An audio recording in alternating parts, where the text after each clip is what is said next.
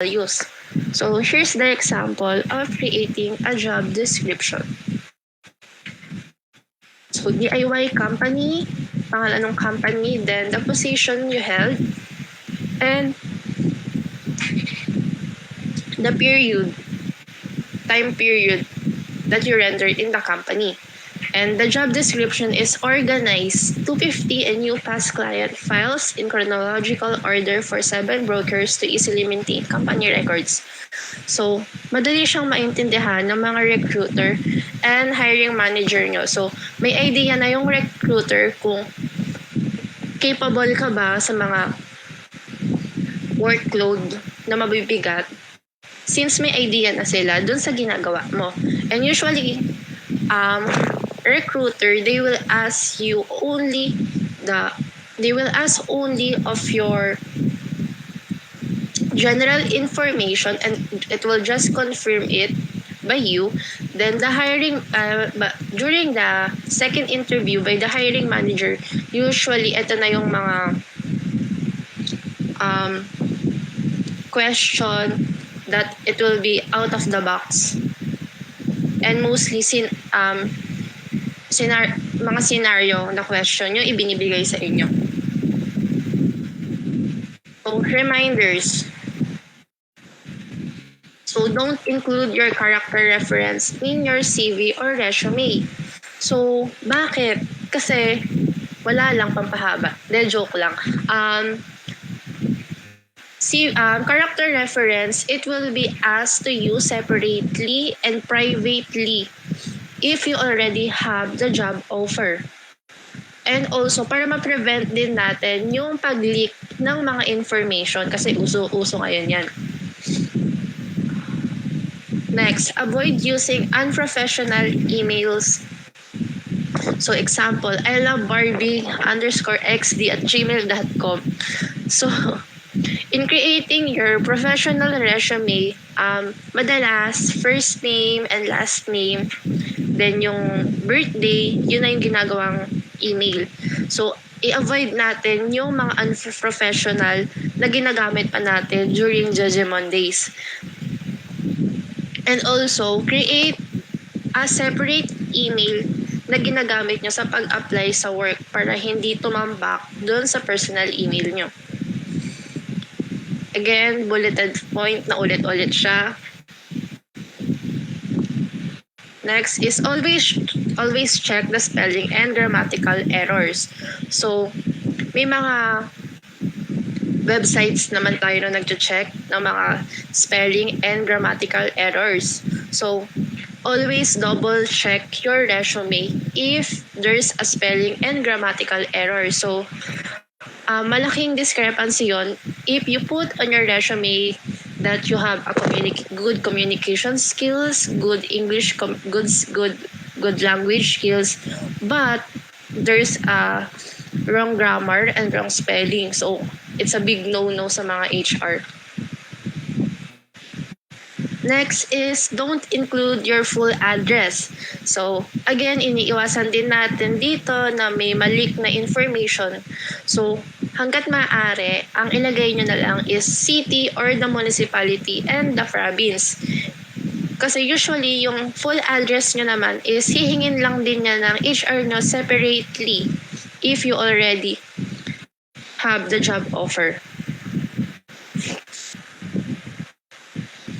Next, edit your resume or CV every 6 months or 3 to 6 months. So, i-update nyo yung resume nyo from time to time.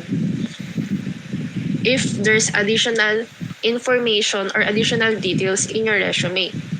So, next is list down the things done at work. So, ilista nyo yung mga activities na ginagawa nyo sa work. Then, pag mag-update na kayo ng resume nyo, is para maalala nyo siya and ma-check nyo kung ano ba yung pinagkaiba dun sa previous resume nyo. And also, list down all the trainings and seminars. So, this training and seminar should be relevant to your working experience. Next, again, customize your resume in every position you're applying for. Next, job experience must be in reverse chronological order. So, remember, in creating the job details, mas una yung present, then pabalik sa past. Dahil usually, ang tinitingnan ng mga recruiter is your recent experience, not your past experience. Next, written. So your job details should be written in a neutral point of view. Avoid using I, me, myself, he, or she. So, write it in a neutral na parang someone is describing you. Parang may dinidescribe mo. Next is don't include your date of birth, gender, parents' name, citizenship, hobby, and interest. So again, walang pakialam yung recruiter or hiring manager nyo sa birthday nyo, sa parents nyo. Again, this information will ask separately if you already have the job offer. And remember, sa application natin, there's a separate job application and resume. So, minsan may mga job application form tayo na pinipilaban, then naka-attach doon yung resume natin. So, doon sa mga job application form, yes, we can declare our address, date of birth, pwede yun. Pero doon sa resume kasi, mahirap na, baka may mga mag-leak na files. Next is make yourself available for unexpected phone interview or a message. So, take note na dapat hindi naman 24/7. So, we're 8 a.m. to 5 p.m. you should be expecting a call or a text from unknown number. So, minsan kasi hindi tayo sumasagot ng mga unknown numbers dahil for security na rin. Pero if you know in yourself that nag-apply ka ng work and expect mo na may tatawag sa'yo, you should answer it politely. And avoid natin yung sasabihin natin na, ay, pwede, pag tinawagan kayo, ay, pwede po mamaya na lang po. May ginagawa po kasi ako. So, hindi na kayo babalikan ng recruiter. So, dapat, i-prioritize nyo yung mga phone interview. And lastly, always save in a PDF format. So, yung mga resume or CV natin, isa-save nyo as PDF format, not Word. Bakit? Kasi pag Word, na-edit, pwedeng matampered, madaling dayain. Unlike pag PDF, hindi nila agad ma-edit yun. And secure ang PDF. So, okay. So, just a recap what to include in your resume and CV. So, of course, your name, contact details, job experience or internship, your educational attainment, professional skills, and certification and training. So, okay. So, this is the example of a resume. So, minarkos ko lang to sa Canva. So, this one, okay naman, at first glance, okay naman yung resume niya. Kaso, the problem is here, ni-rate niya yung skills niya, yung good communication, yung marketing tools, yung trend forecasting. So, again, it's a big no-no kasi as a recruiter, hindi ko naman alam kung ano yung basis niya for having a good communication skills. So, okay. The next resume, so this one is acceptable since she is a web designer. So, okay lang na may mga design na ganyan, medyo colorful yung resume since web designer naman siya. And yes. So, okay. question and answer.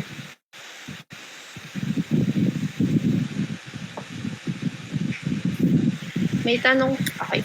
So, Thank you, Miss Mawon. So, thank you for a very good webinar. It helps our fresh graduates a lot in constructing their resumes and CVs. So there is a question here. Sir CJ, do you have the list of questions?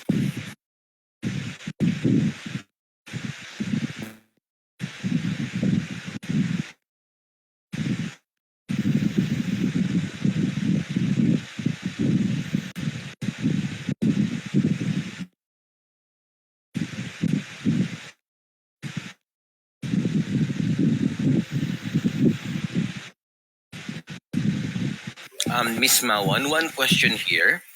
What is a cover letter? okay. Yung cover letter, so yun yung so if you're sending a resume via in your email, so cover letter is a brief introduction that you are interested in applying for the position. So it composed of I'm Aaron. I'm interested in applying for through LinkedIn, and I am very capable for that position since I already have the qualification and skills. So, yun yung example ng cover letter. So, kumbaga parang introduction mo lang siya sa sarili mo para ma-send yung email. So, hindi mo naman pwedeng i-send yung email mo hindi mo naman pwedeng i-send yung resume mo ng basta-basta. Nang walang subject and walang cover letter. Okay, salamat po Miss Mawon. Another question here is, ano pong tips ninyo na dapat i-include para sa inexperienced college students po? That's question from Arian Joyce Ramos Repuela. Okay, so tips. So attend a lot of free trainings online. So may mga trainings online. So pwede nyo siyang magamit. And trainings will also gain you a lot of trainings will have you to gain a lot of learnings and experience. Tulad ng sinabi ko kanina, so madami na mga free trainings in freelancing. So pwede kayong mag-take online. And also I think TESDA, meron din silang mga free trainings and free certificate. Yun yung mga modules, and after that may mga quiz. Okay, so thank you Miss Mawon for answering the question. So same question related from Faye Natalie Naval. Hello, okay lang po ba ilagay ang mga natapos na short online courses? Salamat po. Hi Natalie. Yes, but yes, pwedeng ilagay yung short online courses, but check it first if that short online courses is relevant to the job position that you're applying for.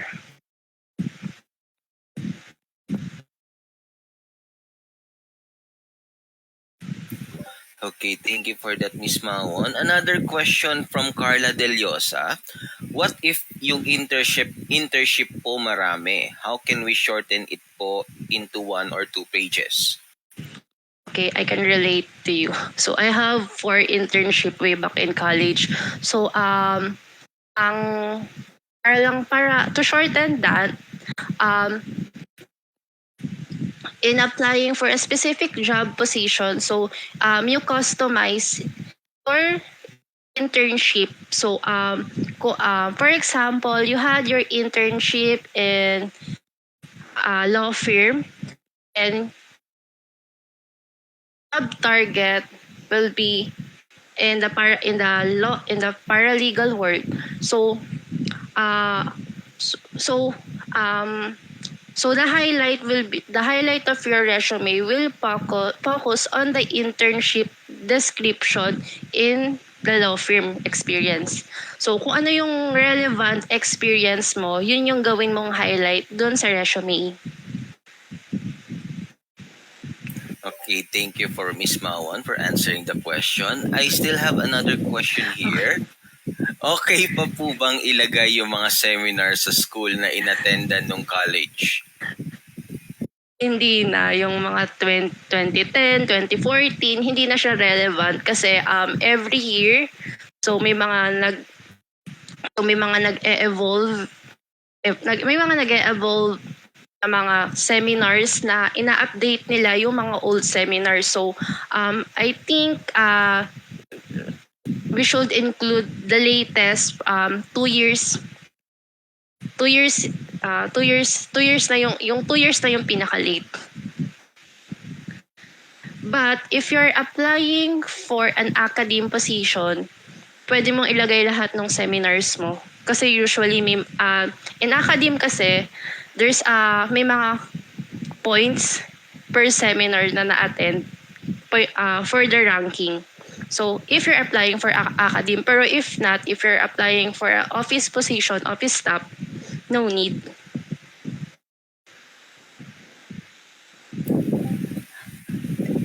Another question related po dun sa online free courses. From Aryan pa rin po ito. Okay lang po ba isama sa resume if di kayo nakakuha ng certificate since may bayad?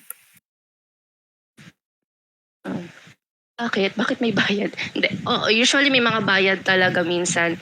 So, again, if it is related to the job position that you're applying for, you can include that in your resume. Since kung wala namang certificate, okay lang din naman if you're not applying in the academe.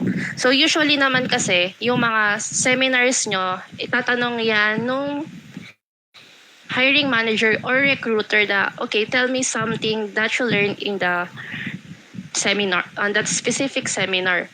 So mostly lahat ng documented details nyo sa resume, it will be asked in the interview for clarification. And you need to and as an individual, you will ikaw na yung mag-handle para sa sarili mo kung ano ba yung natutunan mo dun sa mga seminars. Okay, so follow-up question from Carla. What if lahat po ng internship na na-experience relevant sa job na na-applyan? Paano po yung prioritization? What if lahat ng internship? What if lahat ng internship na na-experience relevant sa job na na-applyan? Paano po ipa-priority? Paano ipa-priority yung ano unahin? And so okay. So make it brief. For sure naman, hindi naman lahat ng internship pare-parehas yung ginagawa mo, di ba? I think. So, make it brief and ilagay mo lang yung since lahat yon relevant, so make a brief description, at least 2 to 3 bullet points. Another question here from Bea De Luna. I think, significant po ba ang awards received, for example, Dean's List for a year, na ilagay sa resume? So, question din muna, I think this is one relevant question for Bea. Are you a fresh grad? Tama po ba yun, Miss Mawon? Kung fresh grad siya, Miss, anong ma-advise niyo po? Actually, nung fresh grad din ako, nilagay ko rin yan. Yes, relevant siya because it will attract the hiring manager or the recruiter. Pero, yung Dean's List nyo, cum laude, President's Lister, yan lang yung key nyo para magka-work. Pero, once you enter the corporate world, those awards, those cum laude, lister, it will not be applicable in the corporate world. So, kumbaga, susi nyo lang yung mga award na yan para magkaroon kayo ng trabaho. So one thing din just to share, isa rin yan sa mga nagpapasok sa akin sa first work ko sa daming accomplishment ko ng college. Mga championship awards ko for quiz bees, ganyan. Yes. So malaking edge din yun actually. Kapag Actually, fresh grad kayo, ilagay nyo talaga lahat kasi wala kayong experience pa talaga sa work. Tama po ba yun, Miss Mawon? Yes, ilagay nyo rin pati yung mga student organization na sinalihan nyo kahit member lang kayo. Para lang mapuno yung resume. If you're fresh grad, Pag fresh grad lang yan applicable. Pero kapag may work na kayo, tanggalin nyo na yun. Kasi wala nang. Ang maganda is yung mga achievements nyo noong nasa first work kayo. So yun yung magandang ilagay kapag next application na kayo.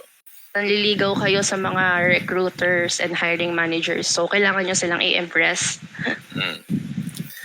Ayun po. So, wala na po bang katanungan?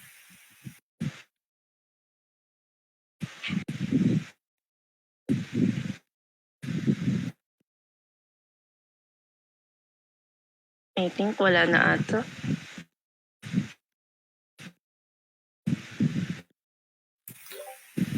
I think wala na.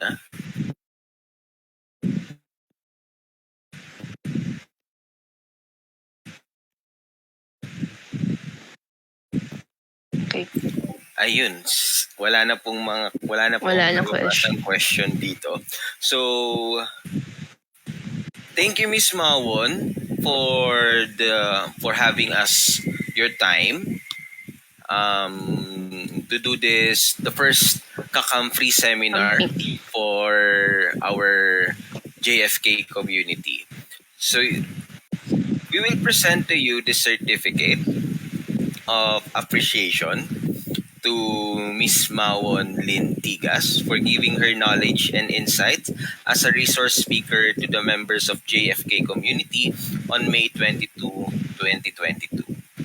The KakamFREE seminar, Let's Talk About Resume. So signed by EP Cortez, our JFK founder, and myself as one of the admin.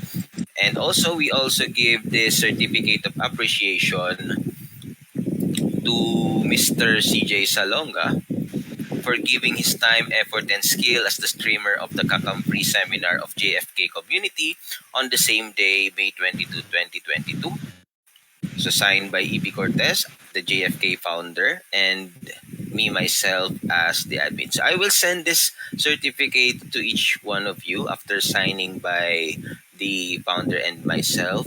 And thank you, KakamFREE, Kakampinks, my dear Kakampinks, for attending our first ever seminar. So expect in future, in next week, there will be another seminar that will be given to you by this group. So that's all. Thank you, Miss Mawon. Thank you, Sir CJ, for giving us your time, and have a blessed Sunday, everyone. Thank you, Aaron. Thank you, CJ. Thank you, everyone.